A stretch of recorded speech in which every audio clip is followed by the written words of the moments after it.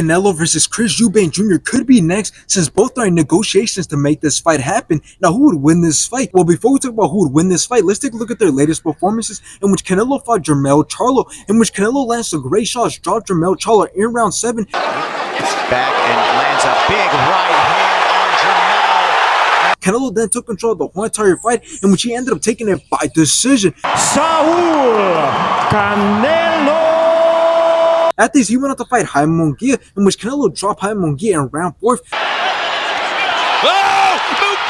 down! Both then went back and forth, but Canelo was way more accurate than Jaime Munguia, in which Canelo ended up taking it by decision. And still the WBC, WBA. Now let's take a look at Chris Eubank Jr.'s latest performances, in which he fought Leon Smith, in which Chris Eubank started off great until Leon Smith dropped him twice and the rest ended up and stopped the fight in round 4.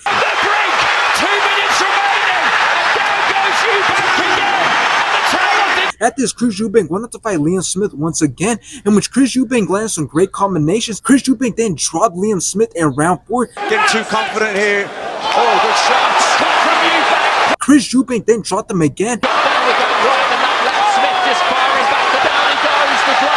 And then put more punishment on Leon Smith, in which the rest ended up and stopped the fight in round 10. Eubank chopping down with the right. Smith trying to stay out of the way.